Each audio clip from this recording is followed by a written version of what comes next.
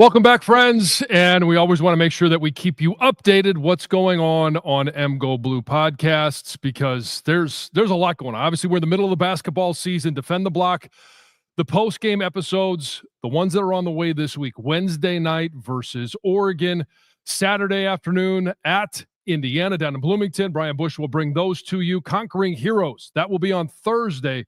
And this is the baseball edition. We had Bonnie Thal on last week, so if you missed it, go back and make sure you listen to that. She's the head coach of the softball program.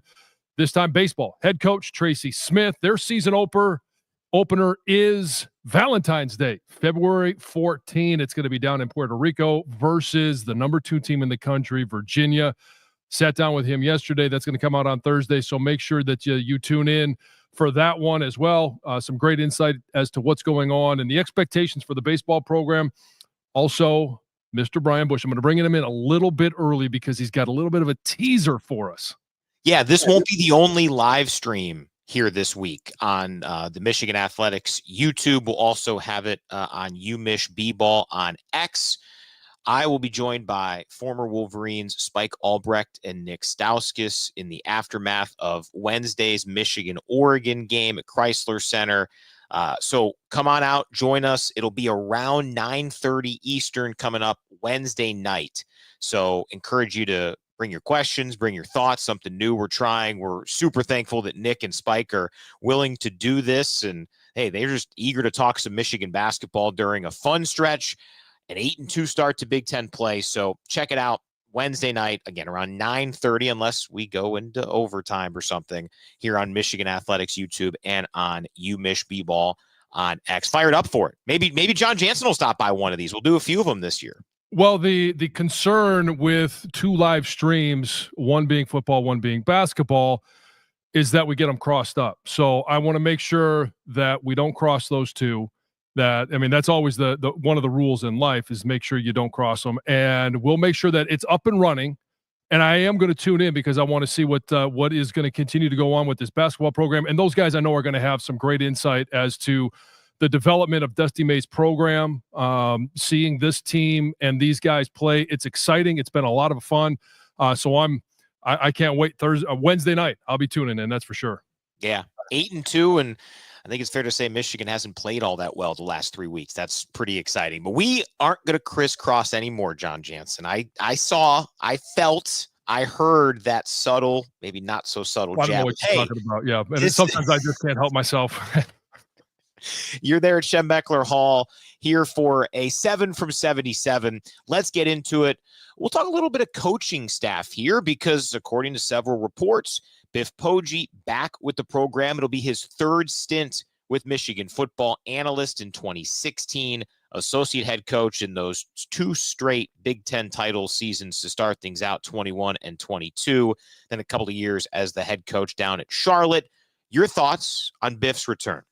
Well, just from a player's perspective, I know that they love having him in the building. He's a guy that relates well to the players. He was a high school coach. After he left, he was a high school coach before he came to Michigan, started his own academy, over in the Maryland area after that. And so he relates really well to the players that are currently here. He also is great to have in the building when you have recruits, because it's about building relationships, and he does a tremendous job. We're going to have Sean Magee on the audio part of this. And one of his big messages is about building relationships. And Biff is as good as it comes, building relationships with the players, but also with the coaching staff. He's obviously not a position coach. He's going to be one of the assistants and analysts. I don't know what type of label they're going to give him. It really doesn't matter. He is going to be an extra eyes, ears, and is a tremendous football mind, really on both sides of the ball. I know that he focuses a little bit more on offense, but he's just one of those guys that he's been around the game of football. He's a great identifier of talent. He's also a great addition to have when you're talking scheme and when you're talking about guys and trying to utilize the skill sets that they have. I think that's one of his huge assets of being able to say, okay, well, I think this guy fits really well into this formation, this play set, and everything that goes into each individual play. So having that of that voice in the building, I think is going to be a huge asset. And let's face it, when he came back into the building in 2017 through 20, in 21, that in and of itself was a great time for Michigan football. So he brings experience and what it means to have success in this program. And I know, he had a son that played in this program. He loves Michigan football. So you want to have as many of those guys here to be able to speak on the culture of what it means to be a Wolverine as possible. Yeah, you mentioned the audio version, the Sean Magee interview. Culture is an important piece to his conversation with you, which is about a half an hour long. So if you're watching on the Tuesday live stream, definitely encourage you to check out that Wednesday audio interview. All right, number 2 on our 7 from 77. We've heard the name Wink Martindale in the mix for some defensive coordinator gigs in the NFL. Remember, before last year, the previous 20 seasons, Wink Martindale was in the National Football League. Nothing's finalized. Not even every team has a head coach because of the Super Bowl coming up on Sunday. But it does seem like at least much of the musical chairs game has elapsed. Can't say, never say never, all of that. But is it a good kind of combo deal that Wink's getting NFL attention while also right now odds are that he'll be back for Michigan as the DC in 2025?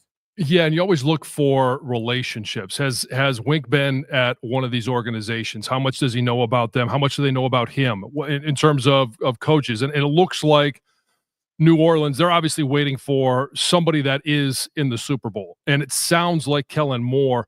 And I don't know, I haven't done a deep dive, but there's nothing on the surface that says Kellen Moore, Wink Martindale have any type of working relationship. And honestly, Kellen Moore's so young, he doesn't have a whole lot of working relationships in the NFL. So it might even be word of mouth. But I like the fact that Wink I saw him in the building yesterday.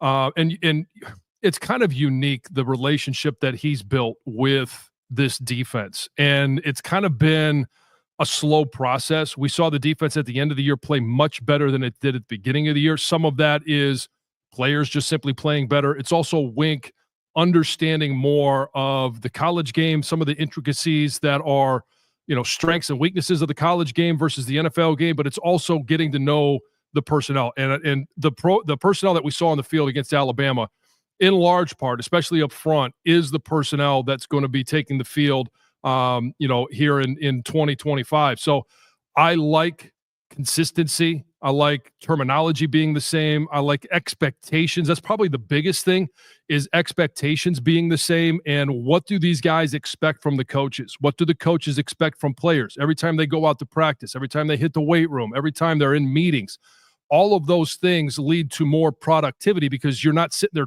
feeling everything out, trying to impress. And you're always trying to impress, but you're not trying to make a first impression. So I think him being back and somewhat being sought after in the NFL, at least getting some of those interviews, when you have relationships, we saw it with Jim Harbaugh. We've seen it with other assistant coaches. And obviously Wink is one of those that has a number of relationships. You coach long enough, you're going to have relationships across the league, and it's a huge recruiting tool. Here's what I know. Here's what you need to do to make yourself a draftable player. Here's what you need to do to go from the 7th round to be considered in the 5th, or from the 4th to the 3rd. If you want to move up in the 1st, there's nobody that has a better idea of what that looks like than a coach that spent 2 decades in the NFL. For Wink, yeah, he was the OG of this style of defense that Michigan has played over the last handful of years. But that OG work came in the NFL. He talked about it early last year, getting used to how many people are on the sidelines in college football versus the NFL, the intricacies of these stadiums, marching bands being entertainment, right? He was experiencing college football last year. So having that kind of in the rearview mirror with how much that defense ascended last year, pretty exciting. Number 3 on our 7 from 77, Senior Bowl this past weekend. We saw Kalel Mullings, Donovan Edwards, William Wagner, and the guy I really want to talk about, Josiah Stewart, down in Mobile for that.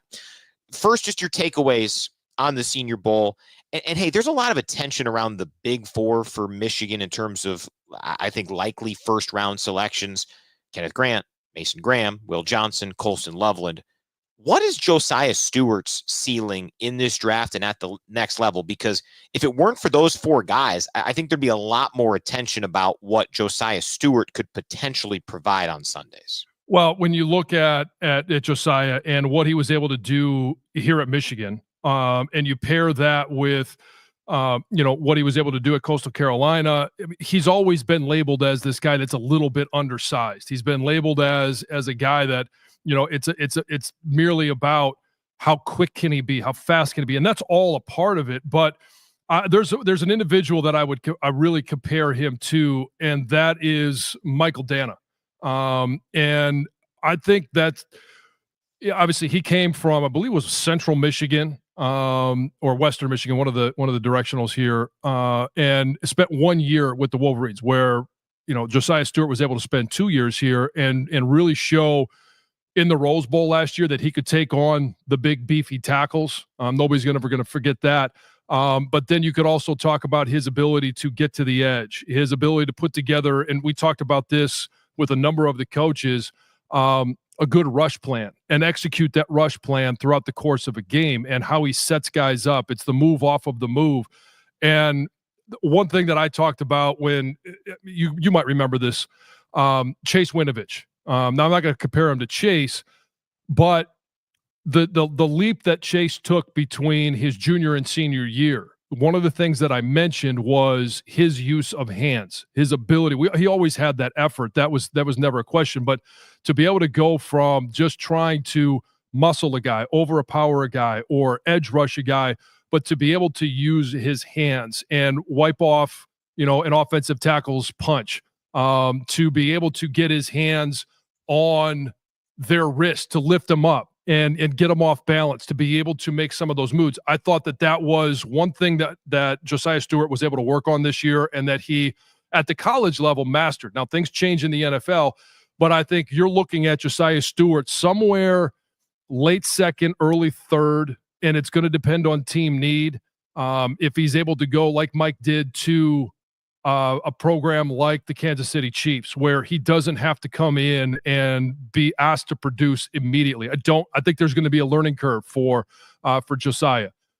He's going to be able to, put on some weight, and because that will be more of an issue at the next level than it is at the college level. So it's going to take a little bit of time, year and a half, and then you're going to see him really accelerate in his production at the next level.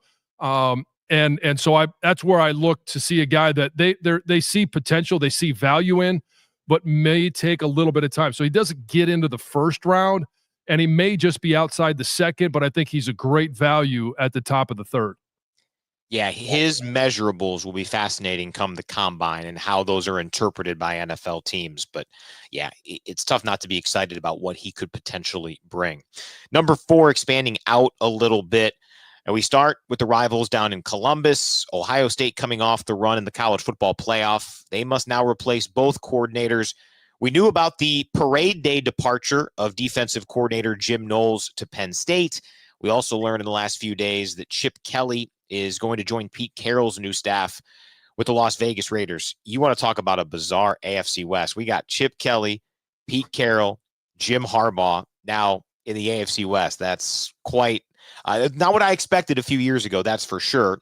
Can we just get a press conference like Big Ten Media Day? And I know they don't put all the coaches up there at one time, but can we get an AFC West where you just put all the coaches and coordinators on a panel and start asking them questions? I think it would be bizarre. It would be entertaining, and something that the NFL likes to make money, and they like eyeballs. That would gain and really attract some eyeballs.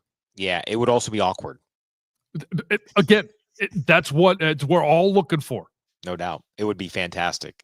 Also, something that hasn't gotten as much in the way of attention as others, but certainly on this show, we respect all offensive line movements, news, notes. Ohio State lost its O-line coach too, Justin Fry, heading to the Arizona Cardinals. Assess the impact of all of those losses for Ohio State staff-wise. In terms at the college level with coordinators, because there's always going to be some turnover in the roster. And I think that's really the bigger thing for Ohio State. Now they have been a program that has shown year in, year out, no matter the circumstances, no matter what the situation is, that they're going to have 4 and 5 star guys that step in. And Jeremiah Smith is obviously still on campus.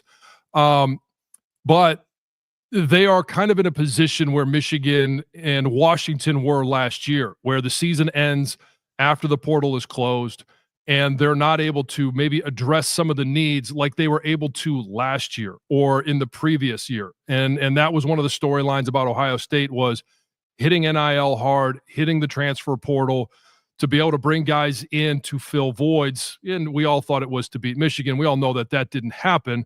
But they did get the ultimate prize of a national championship, and I'd take that any day. So I think that is more of a question, is how do they continue to replenish some of the talent that they're losing and not be able to hit. Now, the portal will open back up in April. We'll talk about the portal a little bit more in just a few minutes, but I think that's going to be a major question. Losing both coordinators at the college level, to me, is not as impactful as it may be at the NFL level. Again, because it's roster turnover. And then you think about the offensive line coach. And I mentioned this when I was talking about, Dan Campbell, the Lions. I thought the biggest loss would have been Hank Fraley, their offensive line coach. When you talk about two position coaches, position group coaches, offensive and defensive line coaches, those are the heartbeat of your team. Those are the guys that, and it doesn't matter the position. Sometimes the wide receivers coaches, hey, they're dealing with those guys. DB coaches are dealing with those guys, and there's enough drama in those rooms to handle and deal with. But the offensive and defensive line coaches are on a first name basis with every single guy on the roster. And unless you've been in some of those practices, it's really hard to describe why.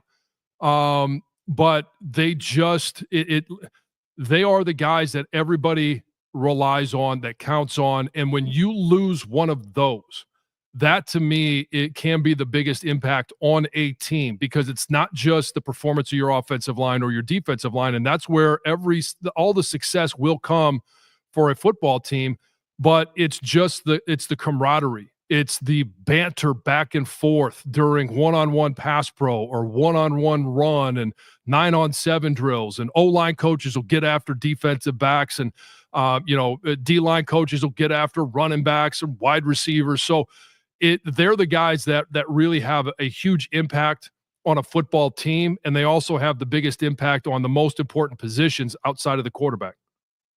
And remember, week 1, Texas at Ohio State. The Longhorns will have a first-year starter, but I believe he's the betting favorite to win the Heisman in Arch Manning coming up next year. First-year full-time starter, but he did start some games. So. For sure. Yeah, exactly. Some injuries for Quinn Ewers. That will be a relevant game, no doubt. Number 5 on our 7 from 77. This story, had it happened in the Scott Frost era, would have maybe yielded an emergency pod. We've never done that, but maybe we would do an emergency pod for this one. New Nebraska head coach Matt Rule has said that the Huskers are unlikely to play a spring game. Why? Quote, "You go out and bring in a bunch of new players and showcase them for all the other schools to watch? Doesn't make a lot of sense to me," end quote. He's claimed that other teams have plucked players from Nebraska. Now, we all know the spring game brings in good number of fans to the Big House, to many other places.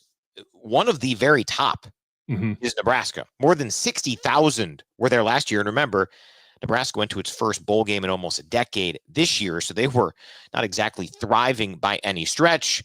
Your takeaways from what is, I think, a fair concern in totality of players leaving, but is it because of a spring game?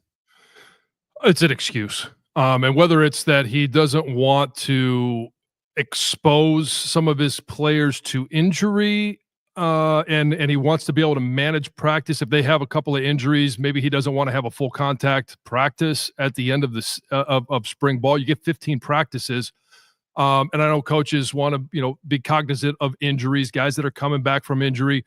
And I mean, what else are you going to do in Lincoln, Nebraska in April on a Saturday? I mean, Like, I just don't know. I mean, he's leaving his fan base absolutely wanting more, because if there are rabid fans, obviously we see them at every college football game. College football is a religion, and it certainly is that in Nebraska. There are people that will travel around the state for a spring game, and it's disappointing.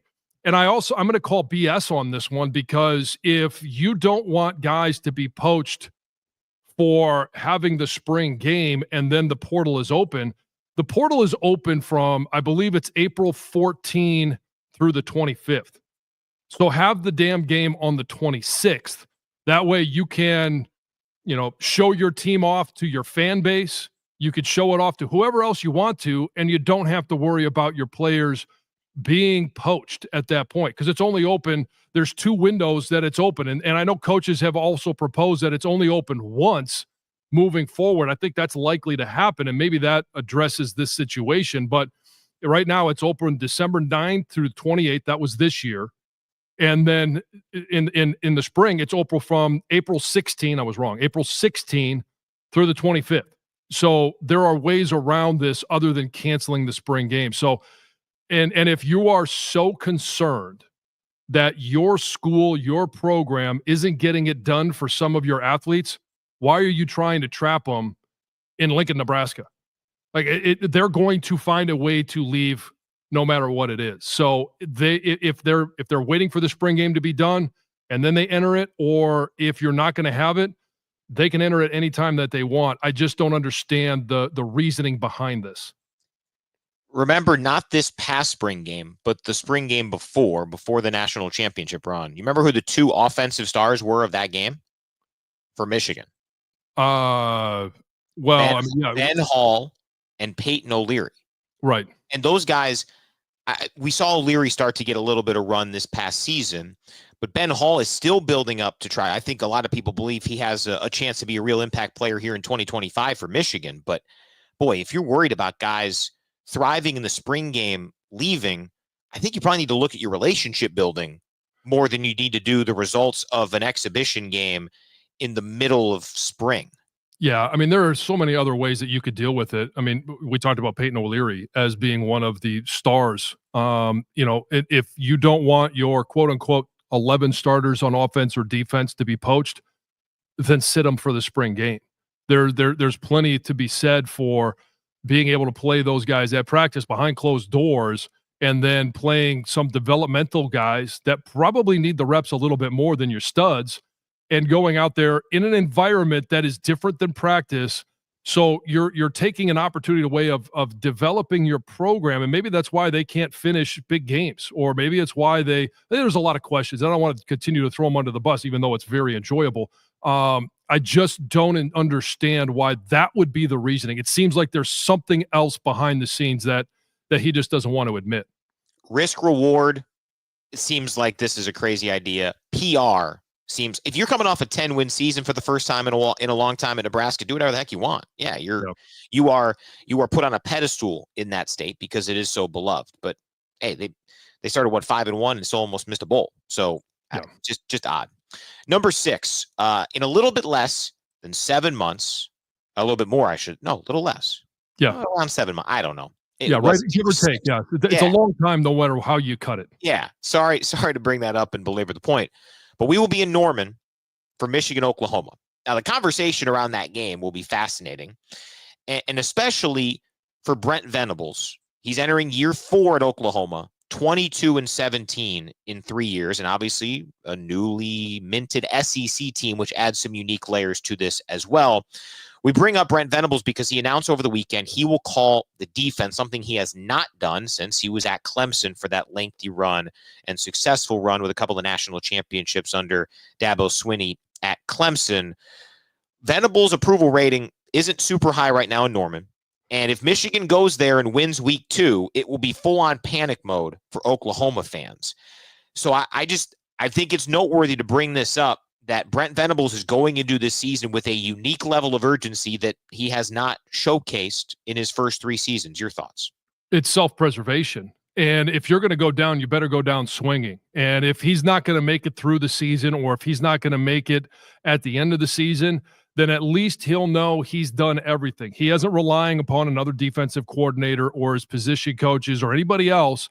Yeah, you got to trust some of those guys, but if he's going to be, ousted in Norman, then it's going to be because he just couldn't get it done as a defensive play caller. And I mean, he was a defensive play caller for so long at Clemson, and everybody wondered why isn't he taking a head job? And he held out and held out and held out and finally took the Oklahoma job. But his defenses were as good as you're ever going to find in college football. And sometimes it was because they just simply had more talent. Other times it was scheme, it was adjustments. Now he's going to be the one that's calling the plays defensively. I'm surprised he didn't make this move earlier. We asked this about Sharon last year when the offense was not producing. Why didn't he take over the play calling? Now, ultimately, he relieved Kirk Campbell of duty at the end of the season, brought in Chip Lindsey. But I think he also understood that he needs to be probably a little bit more involved in the process because ultimately the head coach is going to be the one responsible. So if it's your side of the ball that is not getting the job done, and it's in Oklahoma, it's kind of both, but at least you can look and say, hey, I did as much as I possibly could. Our defense kept us in games, gave us a chance to win. And if it doesn't come, if it doesn't happen, then, at least he did everything he could. All right, number 7 on our 7 from 77. We talked about the audio listeners getting the bonus of Sean Magee. The video viewers here in a bit will get your Super Bowl breakdown on the field. But we do not want to discriminate audio or video watchers, listeners, on how to do Super Bowl Sunday right in the areas that you can control. Jon Jansen, from food plans to layout in the living room, to what you watch before the game, all of it. Break it down. Well, the layout in the living room and moving furniture, that is an executive decision. That is a position I do not hold. And so Lisa will be the one that addresses any furniture, if we can enhance the viewing experience, it will have to go through a vetting process. That again, I am not the decision maker on that. However, when we're talking about food, that is where I am the CEO of the Jansen house. And there will be, leading up to it, there will be some appetizers. And the one that I pull out every single year for the Super Bowl only is the bacon bombs. So I will allow just a moment for everybody to get a notepad, a piece of paper, whatever it is, to scribble this down because it's very important information. The bacon bombs go as follows. You have to have frozen tater tots. You take one frozen tater tot. You take a cube of cream cheese. Now, that is discretionary. How much, how little, that is 100% up to the one that's going to be eating it. I prefer a healthy serving of cream cheese with the tater tot. You put a jalapeno on top, and then you wrap it in bacon. You put as many of those as will fit on a baking sheet, and you bake it in the oven at about 375 degrees, give or take on the onion or on the oven for about 15, 16 minutes. And you can rotate them around a little bit. You want to make sure that the bacon's a little crispy, but you've got to make sure that, what do we got here? This is a former post of mine.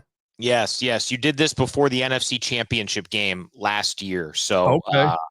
This is still correct, right? Have you not tweaked it from last January? I have not. Wrap it in bacon, 375. Yeah, I nailed it right there. 15 to 18 minutes. Let's go. That is that. And all right, this is where you've got to make sure that you do it right, because I don't like to dip these in anything. There are members of my house, because I live in Michigan, and it is a rite of passage that you use ranch on everything. So you can dip it in ranch. I just prefer, and one of the best parts of this is at the very bottom of the pan. Once everything is, all of the bacon bombs are gone, you will have some remnants of bacon grease, cream cheese, and maybe a couple of crispy ends of the tater tot if they fall off while you're serving them. Take a spatula, scrape it into one corner of the baking sheet, tip it over, pour it in a bowl, And you want to talk about a little slice of heaven, that in and of itself, I don't think I've ever let that cat out of the bag. But that is certainly something. Nothing goes to waste when you're talking about bacon bombs. So that's part of the appetizer. Now, there's some that don't like jalapenos. You don't have to add a jalapeno. All right. If you have a very gentle palate, then go ahead. Don't use a jalapeno. But it does add a tremendous amount to the flavor. Great stuff. You nailed that. Not surprising, but that is our 7 from 77. So we make the transition on the audio side. A great conversation with Michigan football's general manager, Sean Magee. Here on the video side, we've got questions from the comments. We've got some Super Bowl breakdowns. We've got our buddy Marsky. What a great name. John, you the GOAT. And this was before the bacon bomb thing, so it might be added to it. Ghost Hunter saying that he thinks Michigan spring game going to be jam-packed because everyone wants to see Bryce Underwood. Maybe Matt Rule will tune in. We'll see. And then on the Nebraska. I'm sure Brian Kelly will.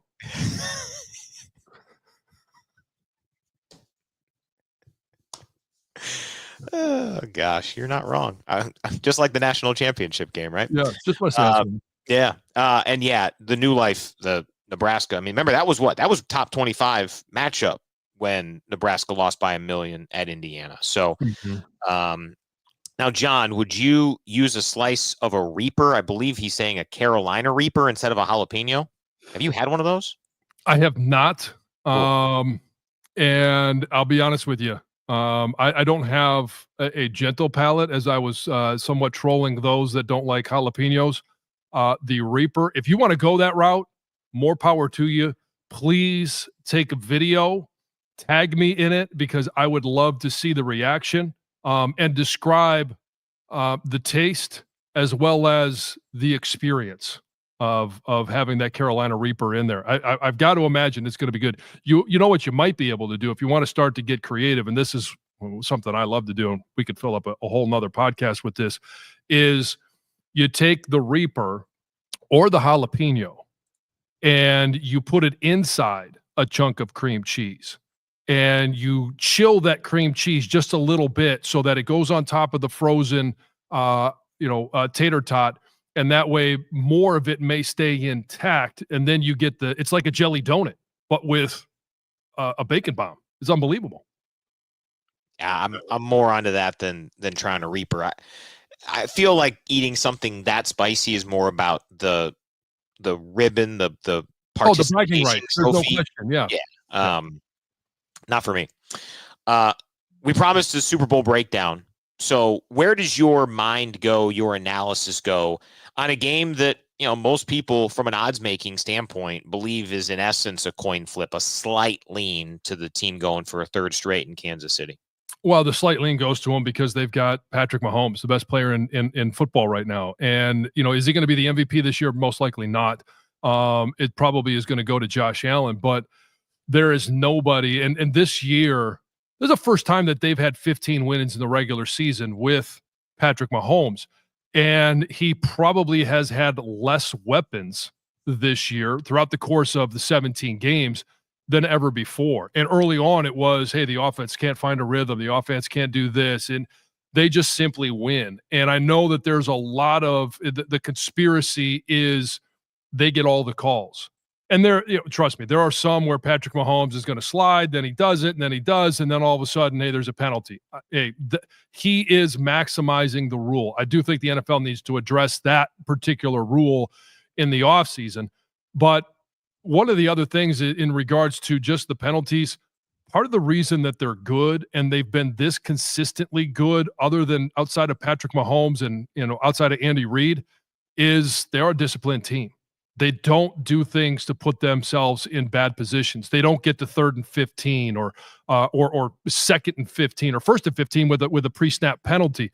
A lot of those things don't simply happen. And then all of a sudden you start to look and you say, okay, well, why are these other teams being penalized? Well, other teams are starting to be penalized because they are pressing to beat the Chiefs. They are doing things outside their comfort zone. They're trying to do the extraordinary instead of just what their role is predetermined to be on a certain play or in a given situation. And so Are there arguments to be made about that? Sure. I don't necessarily buy into those through the course of a 60-minute game. Are there going to be some plays or some calls that go your way, others that don't? Yep. But I think in the end, it generally all evens out. So the edge goes to Kansas City because of Patrick Mahomes, their experience in this situation.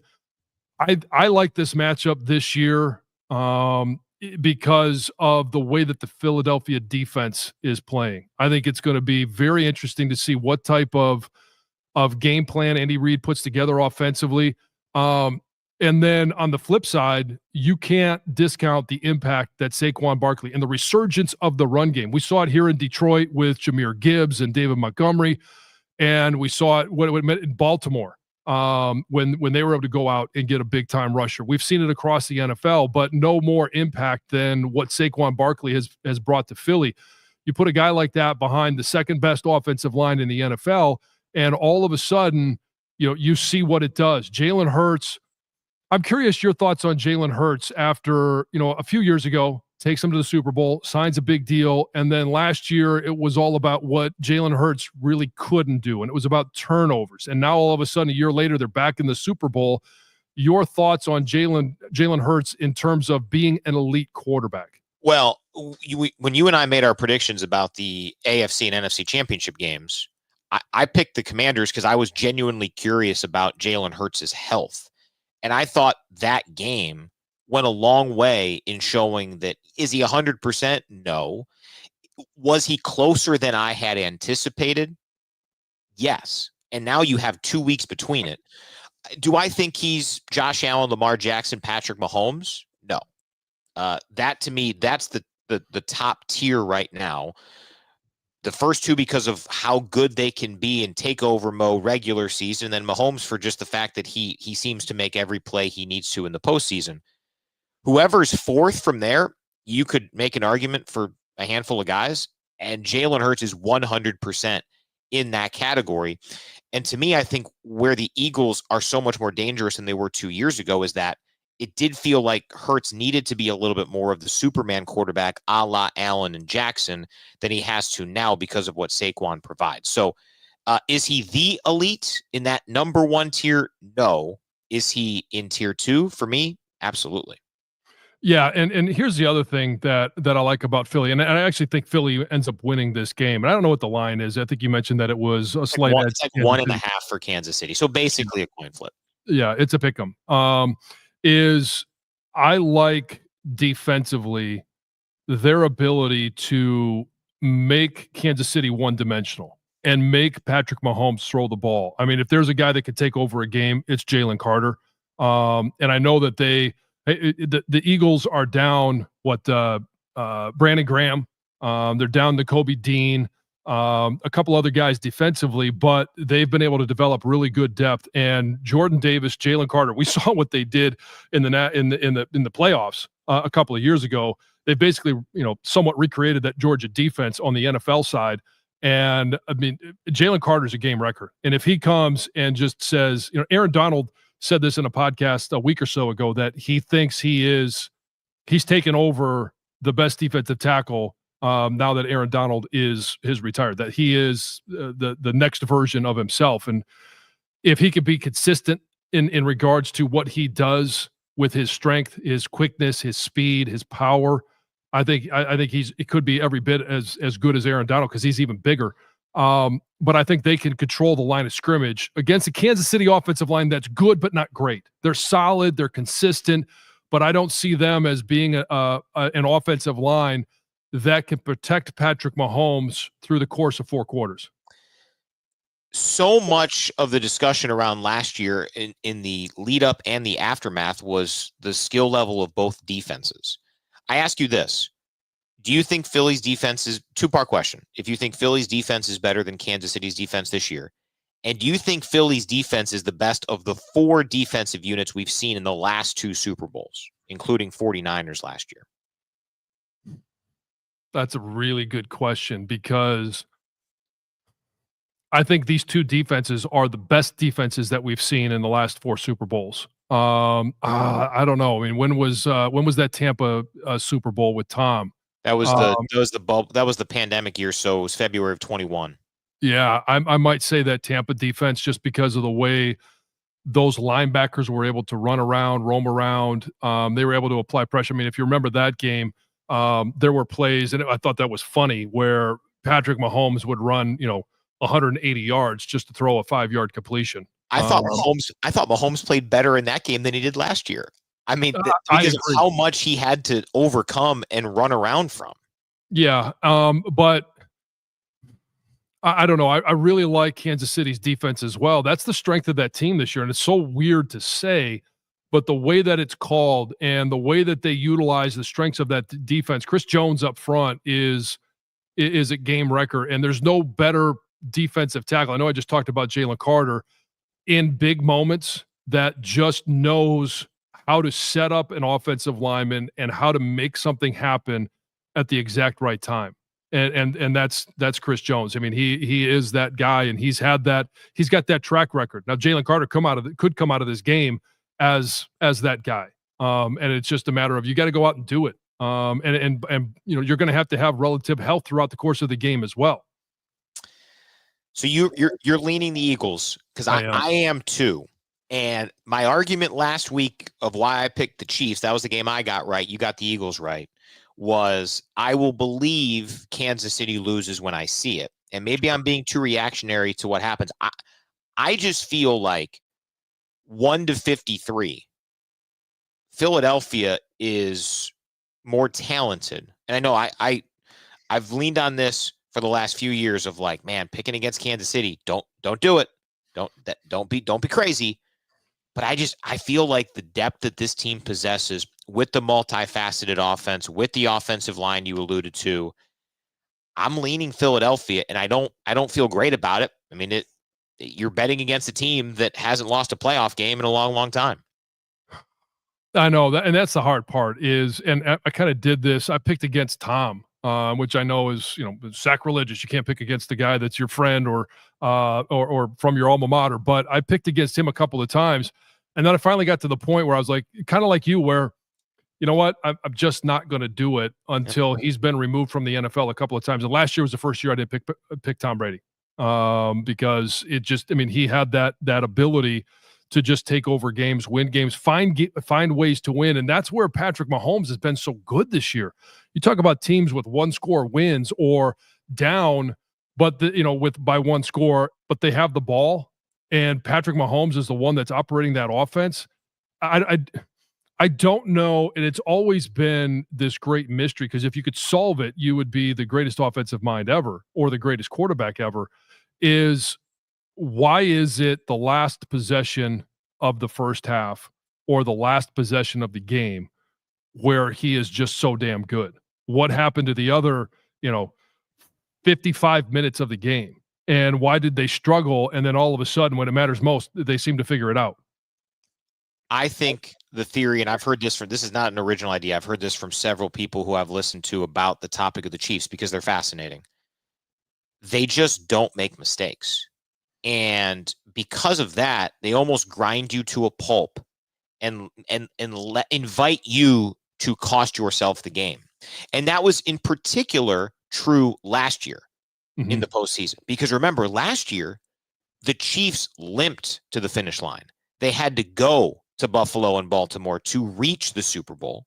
Yeah. And then San Francisco was a favorite, a modest one, but a favorite in that game.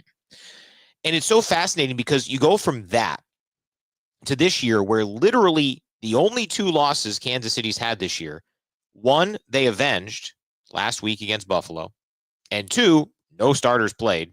Denver needed to win to get in the playoffs, so that one doesn't even really count. And here they are against a very similar team as San Francisco last year. And now they're only slightly more likely, according to odds makers, to win the game. And when you have these superstar quarterbacks from a play to play, from a wow factor standpoint, but if you just wait, everyone will make a mistake. It just seems, except for Patrick Mahomes in this Kansas City offense, and then defensively, they don't give up a whole lot. I mean, Spagnuolo has done an incredible job. It's almost that's almost where you want to try to find your coordinators at. You want them to be people who got an opportunity to be a head coach, it didn't quite work out. They come back to coordinate, and they're so much less likely to go and become another head coach, especially on the defensive side, where there's so many offensive minds who are getting head coaching jobs. It's fascinating, but to me, it boils down to Kansas City makes so many fewer mistakes on a play-to-play basis than almost every other team in the NFL, and it takes supremely talented teams like San Francisco last year, like Philadelphia this year, to stay close. Yeah, and that's really what it's going to come down to. When you talk about any of these big games, it's the turnover battle, it's the penalties, it's things where they prevent you from beating a team like Kansas City, because Kansas City's really not going to make those mistakes. Now, when you look at Philly's defense, can they force some of those mistakes? And that's where I talk about, the pressure that Jalen Carter, Jordan Davis, that they can apply. Zach Bond is a guy that is playing out of his mind this year for Philly. And then you look at the secondary, and it's Quinion Mitchell, who was obviously in last year's draft from Toledo.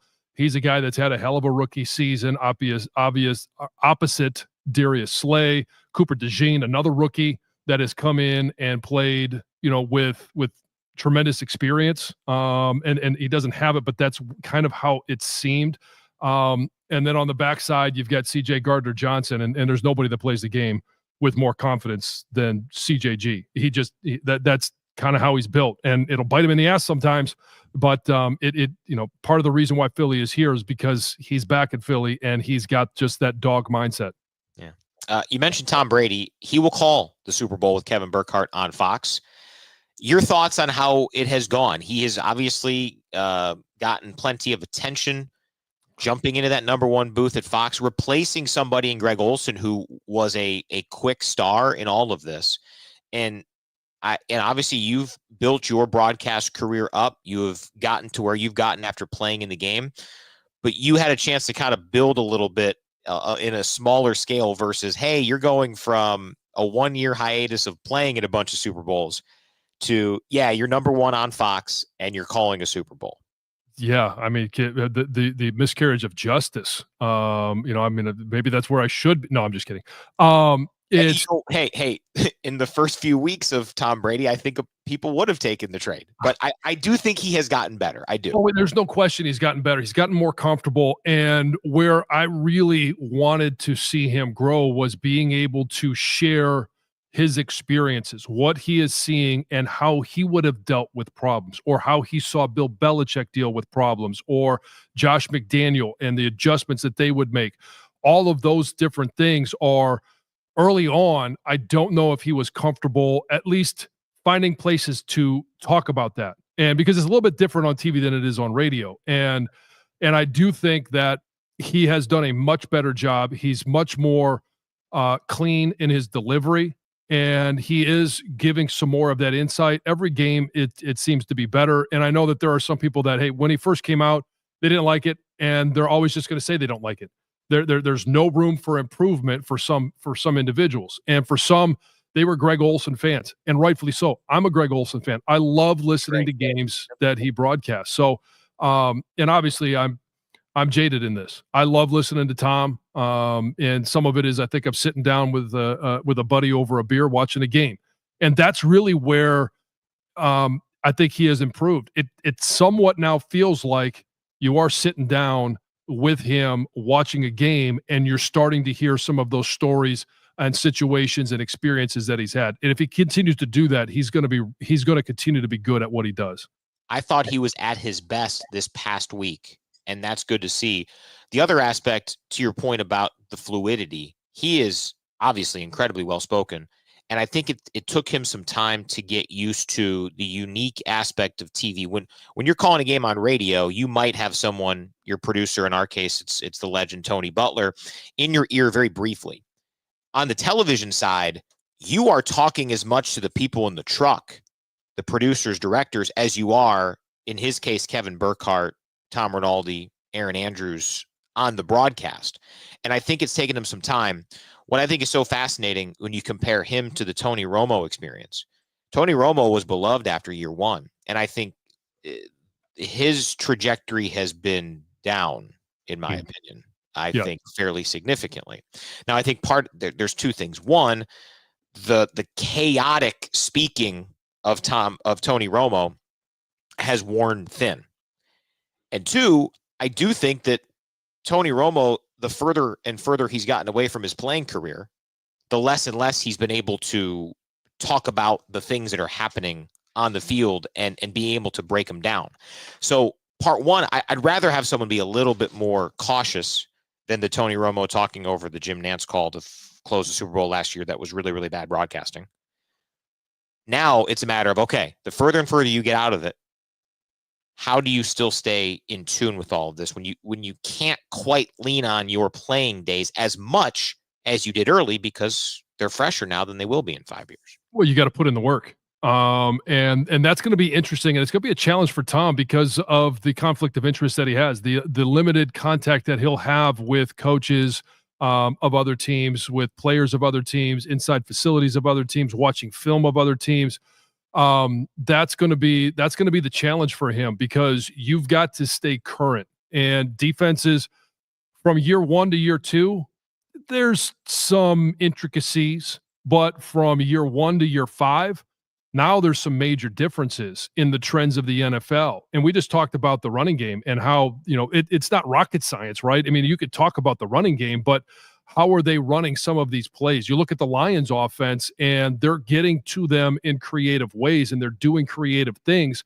And if you don't study the film, then you're going to sound like the guy sitting at the bar instead of the expert that's on TV, because a lot of people can pick out the obvious, but you've got to be able to detail it. And you mentioned all of the different things that are going on in that booth.